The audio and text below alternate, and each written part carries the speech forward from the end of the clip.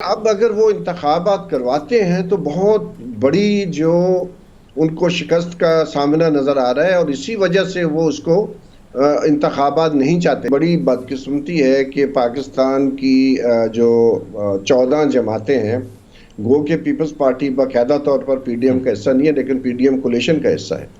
तो हम्म। मामला ये है कि जो अदलिया के पास मामला चला गया है, अदलिया ने तो फैसला दे दिया था कि 30 अप्रैल को इलेक्शन कराएं, और फिर इलेक्शन कमीशन ने मालूम नहीं किसके कहने पर वो जो है वो उसको मंसूख कर दिया। और हमारा सर्वे ये बताता है कि कोई 92% लोगों ने कहा है कि फौरी तौर पर इंतखाबात होने चाहिए। सर, ये कहा जा रहा था कि जब सुप्रीम कोर्ट की जानिब से तमाम सियासी जमातों जिन्होंने दरखास्तें जमा कराई हैं कि पूरे मुल्क में इलेक्शन एक ही डेट पर होना चाहिए, उनको जब बुलाया गया, मुज़ाकरात की बात की गई, तो फ्लेक्सिबिलिटी थोड़ी सी पीटीआई की जानिब से भी दिखाई गई और उम्मीद भी सुप्रीम कोर्ट की जानिब से जाहिर की गई कि हो सकता है कोई सियासी जमातें एक पॉइंट पर आ जाए। लेकिन सर, अब आपको लगता है कि मुज़ाकरात की तरफ जाएंगे तमाम लोग, या अभी भी उनमें कोई लचक आपको लगता है कि नहीं दिखाई जाएगी? देखिए, पहली बात तो ये है कि ये समझना इंतहाई ज़रूरी है कि आखिर जो पीडीएम है वो अप्रैल 2022 में बरसर इक़्तिदार क्यों आई थी, उसको क्या हम्म। जरूरत पड़ी थी, जबकि उस वक्त इमरान खान साहब और पीटीआई का जो ग्राफ है बहुत नीचे जा चुका था।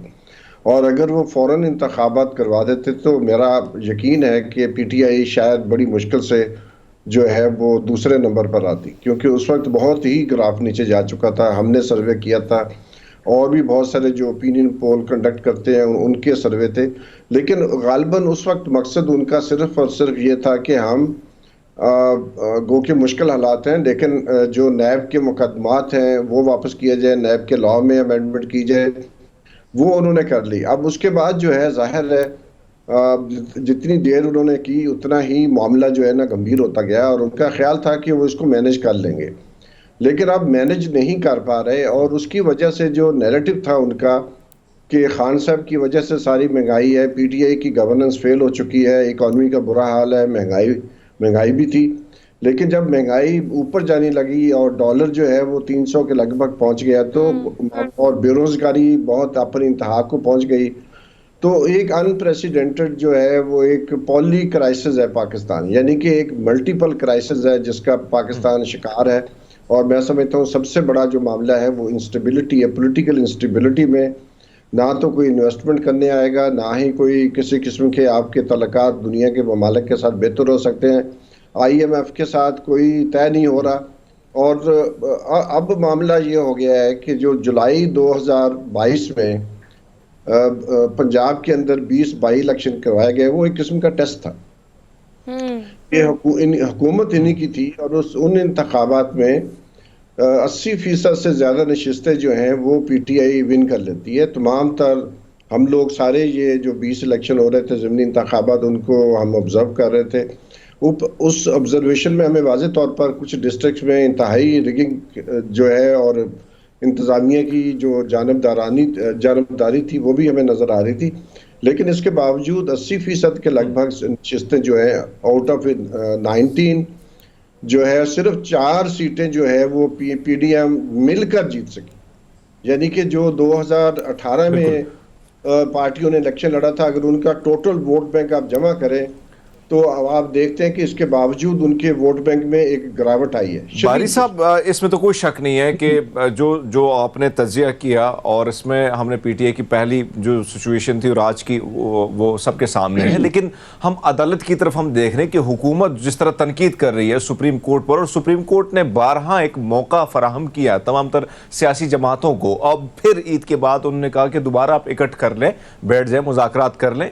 लेकिन ऐसे में मरियम नवाज साहिबा का बयान है कि मुज़ाकरात सियासी जमातों से हो सकती हैं, दहशत गर्दों से नहीं। उन्होंने इमरान खान और पूरी सियासी जमात को एक दहशत गर्दों से जो है मिला दिया है। इसको आप कैसे देखते हैं?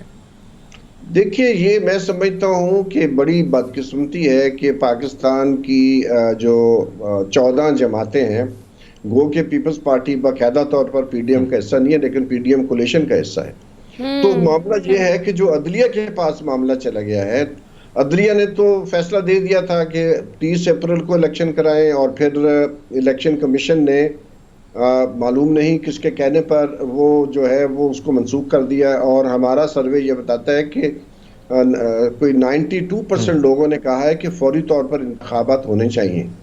और लेकिन इसके बावजूद जो है वो इलेक्शन कमीशन ने उसको सैबोटाज किया, और मैं समझता हूँ, और मैं ये अपना एतमाद के साथ ये बयान दे रहा हूँ, और अभी भी इलेक्शन कमीशन ने यह 14 मई का दिया तो उसको भी सैबोटाज करने की कोशिश की जा रही है कि ये इलेक्शन 14 मई को भी ना हो सके। तो वो जो मैं पहले बात कर रहा था, बुनियादी जो फियर है पीडीएम का, वो सिर्फ और सिर्फ ये है कि जो नैरेटिव 2018 की इलेक्शन के बाद बनाया गया था कि ये सिलेक्टिव है, सिलेक्टेड है, धांधली से आया था। वो खत्म हो मेरा गया है। 2018 में मफाफन का हेड था, और हमारी जो कंसिडर्ड ओपिनियन थी, ऑब्जर्वेशन की बेस पर, एविडेंस बेस थी कि 2013 की निस्बत ये बहुत बेहतर इंतखाबात हुए थे, और अगर धांधली हुई है तो दोनों तरफ से हुई है। तो जो रिजेक्टेड वोट थे बहुत सारी कॉन्स्टिट्यूएंसीज में, वहां पर जो मार्जिन ऑफ विक्ट्री है वो कम था, और जो रिजेक्टेड वोटों की तादाद ज्यादा थी।